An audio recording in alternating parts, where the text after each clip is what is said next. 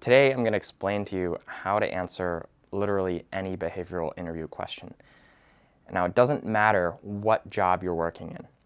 If you're someone who's highly technical, like a software engineer, or if you're someone who works on the business side, knowing how to answer behavioral interview questions is still equally as important, because although in the interview process for someone who's more technical, there's more weight probably being placed on the technical portion of the interview, you are still often going to run into behavioral interview questions, which are more qualitative in nature and are going to ask you about different experiences and times in your life or career when you've demonstrated certain qualities that the interviewer is looking for. Hi, if you're new to the channel, my name's Matt. I'm currently working in strategy and ops at Google. Before that, I was a management consultant at BCG, and I make these videos because I enjoy it. But let's get back to it. So the first thing that I think we need to talk about is, what is a behavioral interview question? And I know most people at this point are probably looking at me and thinking, dude, of course I know what a behavioral interview question is. Do you think I'm stupid? That's just a question when someone asks me, oh yeah, tell me about a time when you demonstrated leadership, or tell me about a time that you failed, right? And then I just give them an answer, draw off my experience, and demonstrate that I am a winner and that I am someone that they should hire, right? Now, while at a surface level, that is what a behavioral interview question is, it's actually a little bit deeper than that. And we're going to get into that today. So a behavioral interview question is simply a question where the interviewer is trying to get you to demonstrate a certain quality. Now, this question can be framed in a million different ways, but at the end of the day, there are going to be a certain set of qualities that employers are always looking for. Now, what I have behind me are what I would argue 99% of employers would like to see in some way, shape, or form from potential candidates. And this is based on my own personal experience having interviewed at roles in finance, consulting, and tech. So take it with a grain of salt. If you're interviewing for a different industry, things could be slightly different, but generally speaking, if you are interviewing for roles where you are going to have to work with other people, then these qualities are going to be tested. The first quality is leadership. Now, why is leadership so important? Well, leadership is a really common quality that most companies want from their employees, because at the end of the day, you eventually want that person that you hired when they were 22 to hopefully get promoted and move up through the ranks. And how does that happen? Well, part of it is they have to demonstrate leadership. Now, the word leadership is maybe a little bit overrated. I think that at the end of the day, this is similar to what I'll just call taking the initiative. AKA, are you someone who is a self-starter? Do you take the initiative? Are you proactive when you're given a task? Or are you someone that's just passive and has to wait for your manager to tell you what to do? And so this is a quality that doesn't matter what job or what company you're at. An employer will almost always want to hire someone with more initiative versus someone with not, all else being equal. And so this is a very, very commonly tested quality that you need to be able to demonstrate in behavioral interviews, or at least need to be prepared if called upon to deliver a story that demonstrates that you have shown initiative in the past or that you are a leader. An example of this question that commonly could come up is, yes, tell me about a time when you demonstrated leadership. Now, that's the most straightforward version of this question. But as I said earlier, there can be many different ways of asking this question. For example, I just brought up the word initiative. So this question could have also been phrased as, tell me about a time when you demonstrated initiative. Or even better than that, tell me about a time when you took the lead even though you were not in a formal position of leadership. Now, all three of these questions are actually just asking the same exact thing. They're all just trying to ask you to demonstrate this quality right here, but they're asked in slightly different ways. And sometimes the more nuanced ways of asking it, such as the last one that I just mentioned of, tell me about a time when you demonstrated taking the initiative even though you weren't formally in a position of authority. Now that trips some people up because they're not expecting it. And then suddenly they're thinking, oh shoot, I don't know if I ever had a situation like that in my life where I wasn't in a formal position of authority, aka I didn't have the title of being someone in leadership, but I still took the initiative, right? And so that's something to keep in mind as well as we go through these qualities. Now, the next quality is resilience. And resilience is an interesting one because you would think that right off the bat, oh, they want me to show a positive quality, right? And your mind goes to thinking about things that you've achieved. But actually, this question is simply trying to understand how you react to challenges and how you react to failure. And so there's a bunch of different ways that this question can be asked, or rather a bunch of different questions that can be posed to try and get you to demonstrate resilience. The most common of which is, tell me about a time that you failed. But also, something that not everyone notices is that, so this question, while it can be posed as, tell me about a time that you failed, or tell me about a time that you overcame a challenge, you could also be asked, tell me about your proudest accomplishment. Now that is a little bit different because it's not as obvious now that they're actually trying to understand your resilience. Because when somebody asks you, tell me about your proudest accomplishment or your biggest achievement up to date, most people, they immediately just want to start bragging about something that they're proud of. And it's totally fine to be proud of your accomplishments. But they're actually more interested in what it took for you to go from point A to point B and to actually get to that accomplishment, which oftentimes is going to involve overcoming some sort of monumental challenge or hurdle, aka demonstrating resilience. They're not as interested in the actual accomplishment itself. And I think that's something really, really important to consider. So this question can actually be also asked as, tell me about your proudest accomplishment and what it took to get there. But moving on, so the third quality is teamwork. And like I said, if you're interviewing for a role that involves you having to work with other people, which is 99% of jobs today, then you're going to probably run into this question at one point or another, which is, tell me about a time when you had to work in a team.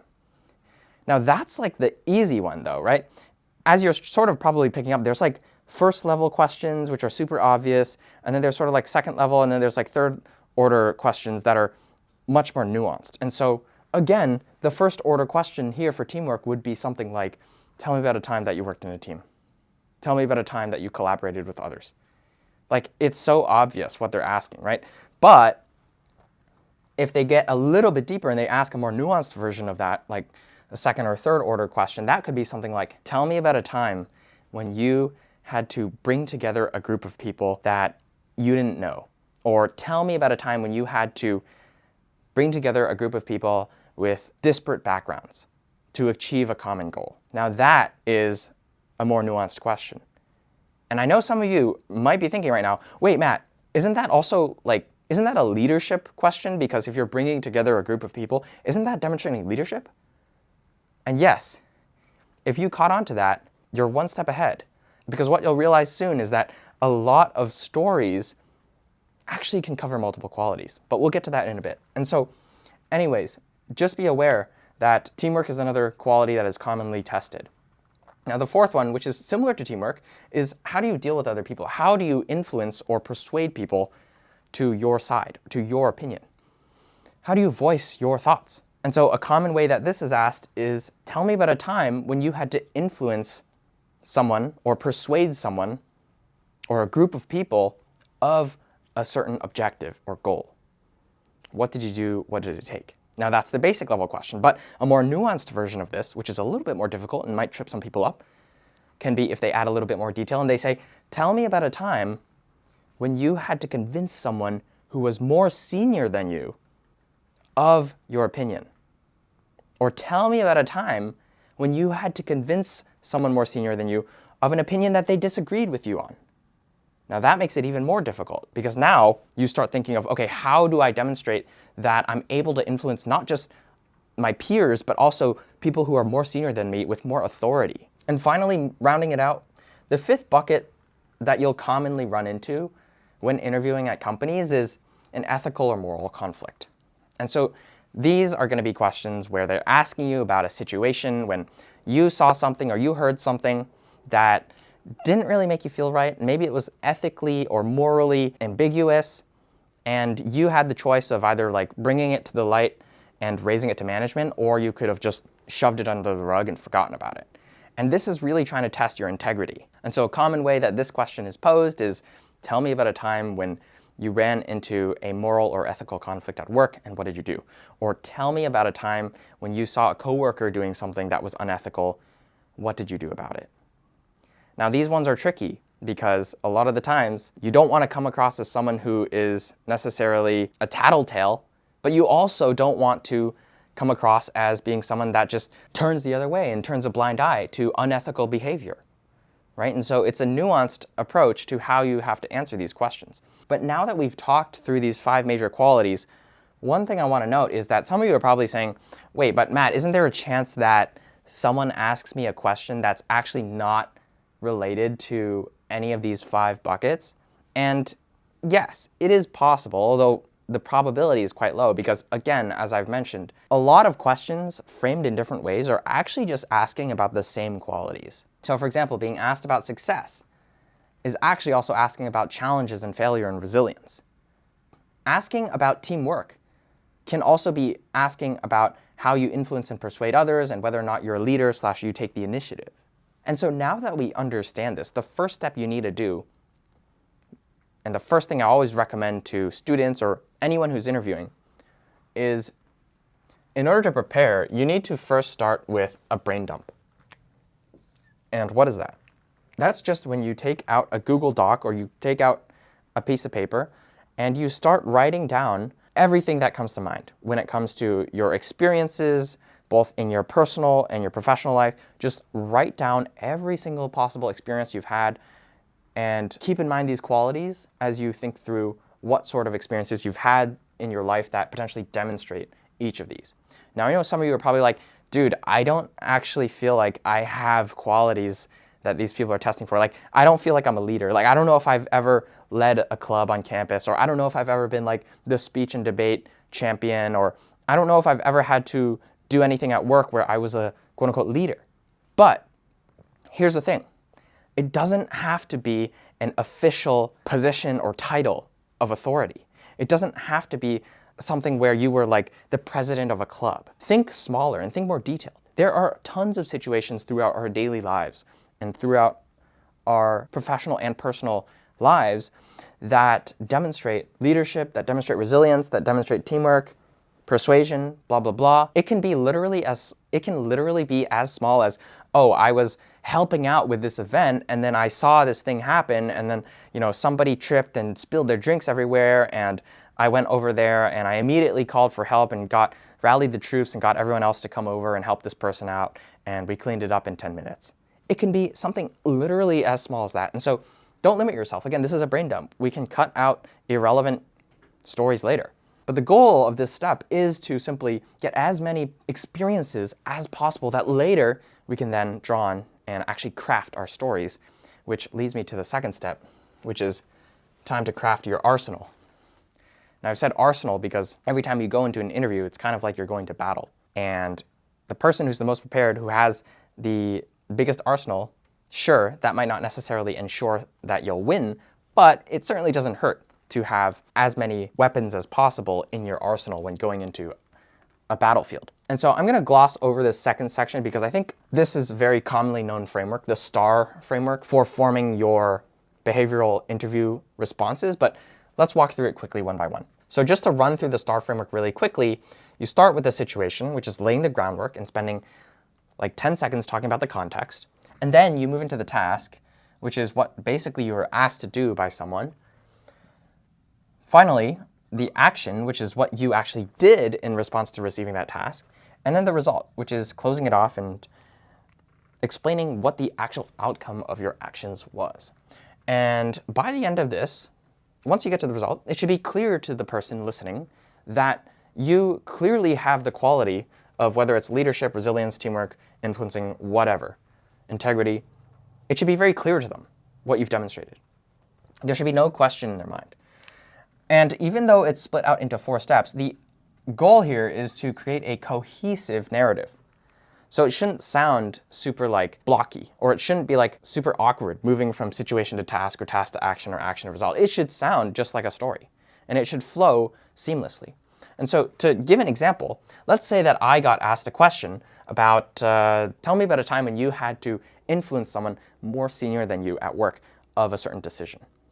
So the situation would be something like, okay, so back when I was an investment banking analyst, there was a product that the team used called PitchBook, which is a subscription-based website where you can access all sorts of data related to early stage startup companies, including how much funding they've raised, how old they are, who the founders are, any news related to the company, and any other internal metrics that are publicly available. And this product was super important to the investment banking analysts in my class. But one day I was in a meeting with our head of M&A, and he was mentioning to me that, this PitchBook subscription, it's so expensive. I'm really thinking about canceling our subscription because honestly, it seems like you can get all of this information on Google. Stop. So that's the situation. And then to continue it though, now we have to go into the task, or basically the impetus to the actions that I later did. So in this case, it could be something like, and so I was in this meeting listening to the managing director, and I told him, honestly, I actually find this PitchBook product to be pretty useful because it saves us a lot of time. And he said to me, if you can show me some data to back that up, then I'll honestly renew our subscription.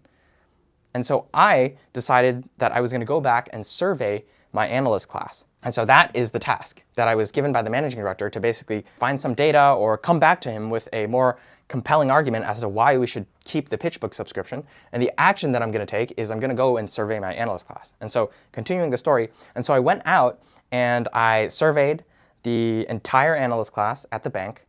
I basically asked them a few simple questions about, do you find PitchBook to be valuable? Would your workflows be significantly inhibited, or / would your productivity be significantly reduced if you didn't have it, and why? And after I ran that simple survey and aggregated all the results, I went back to the managing director and I showed him the results. And I said, hey, look, the data shows that all the analysts, or the majority of the analysts at the bank, actually find PitchBook to be highly, highly valuable because it's helping us to save a ton of time when we're building pitch decks and when we're building meeting materials for investors. It's helping us because it's aggregating all of the data into one place. And once he saw that data, he was convinced and decided to renew the subscription. And so what I learned from that experience is that even if you're working with someone more senior than you, sometimes it helps to come prepared with some data, or to go out and to do a little bit of digging on your own so that you can prepare a more compelling argument backed by information that says this is the right decision. So that's an example of how you might want to talk through a specific story using the STAR framework of situation, task, action, and result. Now notice also that at the end, I said this one phrase, which is, and what I learned from that experience is X. This is something that's kind of small, but is also pretty important. And if you can implement into your behavioral interview responses, you will just be that much sharper in the interview. Because what you're doing when you say, and what I learned from that experience ultimately was X, Y, and Z, is you're actually tying all of these things together. You're synthesizing basically everything that you've just talked about, this whole story with all these details that you've told them.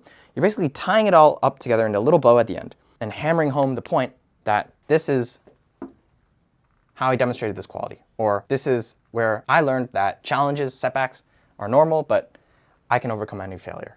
Or this is where I learned that in order to successfully work in a team, you have to understand everybody's viewpoint. The lights are turning off because I've been talking for so long. Where was I? So yes, always try to tie everything up at the end and say something about this is what you learned from the experience, and ultimately this is what happened, and this is what you took away from it. Because if there's no takeaway, then it's less clear to the interviewer after you finish talking what you actually learned from the experience. Now, the next thing I wanted to talk about here is you want to always focus on showing, not telling. Now, what do I mean by that?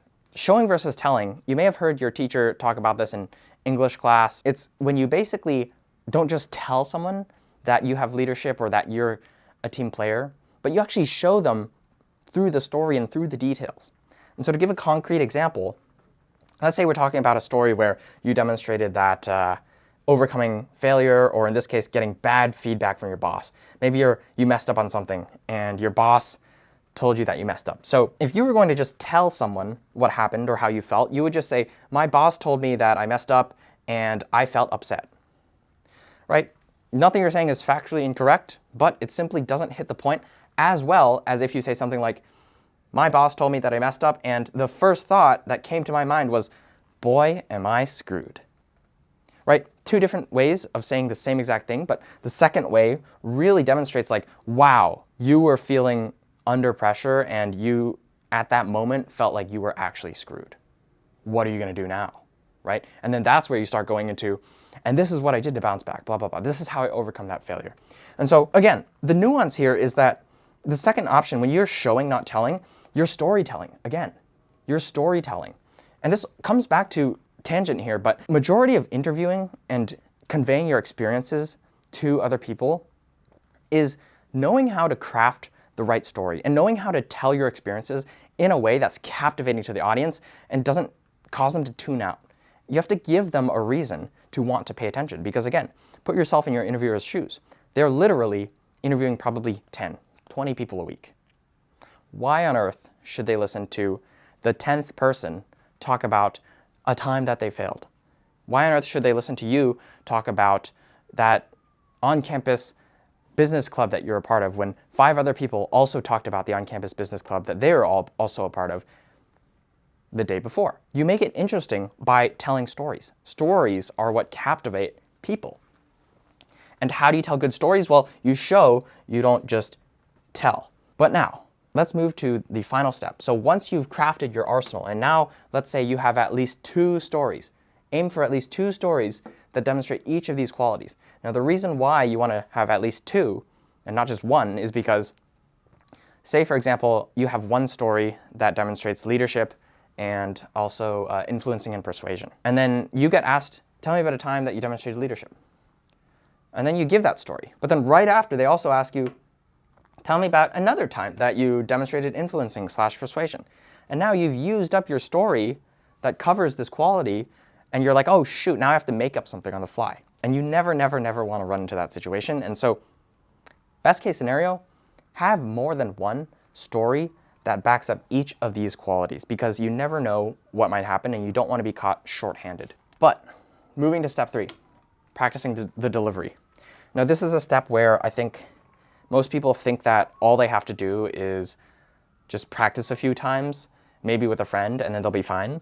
But the reality is, I think most people underweight the importance of this 3rd step, and then they overweight the importance of this 1st and 2nd step, which is the brainstorming stage. Because I've talked to a lot of students, and I've done some coaching as well, and almost everyone always has like a giant Word doc with all their behavioral questions. And then it's like 10, 15 pages long, and they've written out like huge paragraphs of different times when they've demonstrated leadership or teamwork or resilience. But then I go in and I actually ask them like, okay, let's do like a mock question and let me ask you, okay, tell me about a time when you demonstrated this quality, and then I pretend to be their interviewer and we do some role playing, and then the delivery is just not good.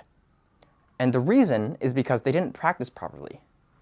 And they've done all this thinking and they put it all on paper, but all of this work is nothing if you can't deliver it, because an interview is in person, it's live, it's when you speak to someone. It's not like you submitting an essay to your professor. So, how do we get good with the delivery? Well, the number one question that I get and the number one problem that I see a lot of people run into is, how do I avoid sounding scripted? How do I avoid sounding like I'm just reading off of a paper? The solution is really simple. 9 times out of 10, the reason why you're sounding scripted is because you prepared by writing word for word what you thought you should say. And you have maybe a whole paragraph and you're trying to memorize it, or you're trying to remember what you wrote word for word. And so what that's doing is it's making you focus more on memorization than on fluidity and forming cohesive, coherent sentences. And so when you practice, you should never, never practice using completely scripted out written paragraphs. It's okay if during your brain dump phase you want to do that, but when you're practicing verbally, always use bullets, short bullets, and then force yourself to practice by only looking at those like 4 or 5 bullets per story. And what this is going to do is, yes, it's going to be tough. It might be awkward because you're going to forget what you wanted to say, but it's going to force you, and it's going to force your brain to actually work. You're not just memorizing.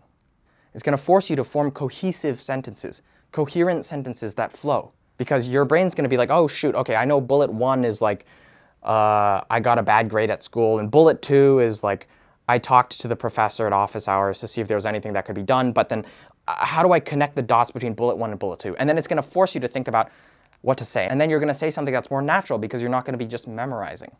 And so bullet points is number 1. Second thing is you have to record yourself.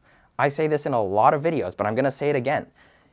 The number one thing that you can do to get the most immediate feedback on your communication skills and your delivery is to record yourself, because the harshest critic of ourselves is us. And so if you can look at yourself on a screen and you're forced to not only see what you look like when you're talking, but also hear how you sound, 9 times out of 10, you're going to cringe if you're not someone who does this on a daily basis like I do. Say you're not a YouTuber, or you're not someone who has to be on camera all the time. You're going to be like, what the heck? I sound like that? I sound like that? Ugh. Ugh. But it's good, because what it's going to do is you're actually going to notice really acutely all the times that you say or like, or all the times that you like broke eye contact or you looked down from the camera, and you're going to be like, wow, I look so not confident when I look down at the camera. Maybe next time instead, if I want to break eye contact with the interviewer, I should just look to the side, right? Or maybe next time when I don't know what to say, instead of saying like or sorta or I should just pause and take a second to think, because it makes me come across as actually more thoughtful, right? Okay, so the third thing I already mentioned here, but this kind of ties into the recording yourself thing. Just remember to watch yourself and remove any filler words.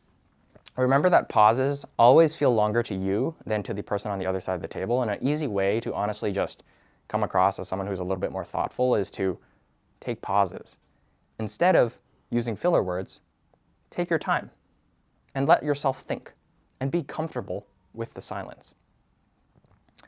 Now, if you can do all of these things and deliver your stories in a way such that you demonstrate the situation, task, action, and result in a cohesive way, and you have stories, multiple stories that demonstrate each of these major commonly tested qualities, then I guarantee you, the next time you go into an interview and you get asked a behavioral interview question, you're going to deliver it with confidence, you're going to deliver it with conviction, and ultimately, you're going to leave the interview thinking to themselves, dang, I want to hire that guy or that girl. I want them on my team. Now, the last thing I'll do is I now just want to go through some examples for each of these 5 qualities, and I'll give you an example that I've used personally in the past for behavioral interviews, now that we've talked through the entire process of how to prepare. And so with the leadership and initiative question and the influencing and persuasion question, I sort of already walked through an example where I convinced the head of M&A at the investment bank that I worked at that we should renew our PitchBook subscription. But now let's talk about a story relating to resilience. So I used to play the violin in high school, and when I was a senior in college, I really wanted to join this one orchestra that was the highest level at the music school and went on international tour every year. And it was my last chance to get into this orchestra because I was a rising senior, and so I practiced super hard on the violin, went into my auditions, the day of the auditions, gave it my all, and unfortunately wasn't selected.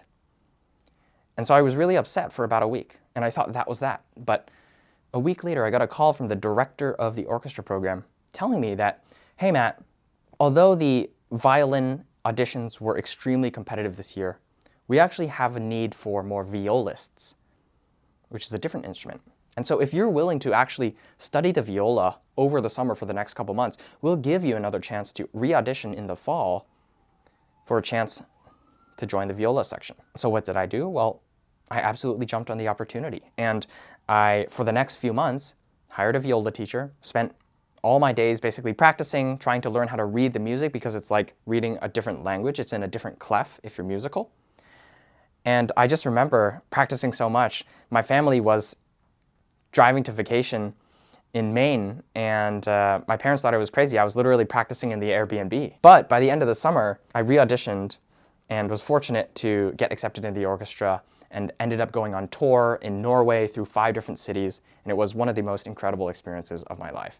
And ultimately, what I learned from that experience is sometimes opportunities come up serendipitously, and so it helps to have an open mind when it comes to failure and just being prepared for new opportunities that you may not have expected initially.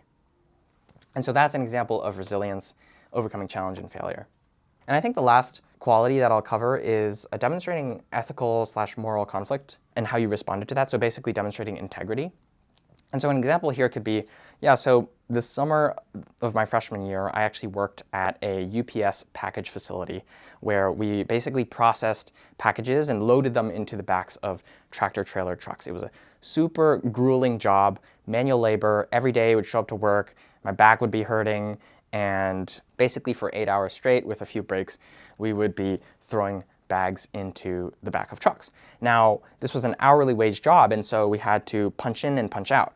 And about halfway through the summer, I noticed that one of my colleagues, one of my coworkers, was actually punching in and punching out a little bit early during the day and then delaying his punch out time so that he basically would get an extra hour of pay, an hour or 2 hours of pay every single day. Now, it didn't seem like a big deal to me at the time because, you know, what's an extra hour really? It's just a minimum wage job. And so it didn't feel like something that required escalating to a manager or making a big deal about it. Plus, I didn't want to get on his bad side. But as I thought about it a little bit more, and as I brought it up with my older brother and had a conversation with him, he mentioned something to me that really struck me, which was that it's really the little things that define who we are. It's how we react when people aren't watching, and it's the little things that seem insignificant that actually reflect the most about our character. And when I thought about that, I realized that this wasn't really something that I felt comfortable letting slip by. And so I brought it up with the manager, and I told him that, look, I don't want this person to get in any trouble, but I just want to raise this to you that I've been noticing that this has been happening. And what ended up happening was the manager obviously had to speak with that person, and they didn't end up losing their job, thankfully, but the company later then realized they needed to implement a better timekeeping system that was less manual. And again, what I took away from that experience is that the little things are the most important when it comes to your character, because it's the small things, not the big things, that make a huge splash or noise. It's the little things that people don't see that actually define who you are as a person. I hope you guys find this video helpful. That's all I got for you. I'll see you in the next one.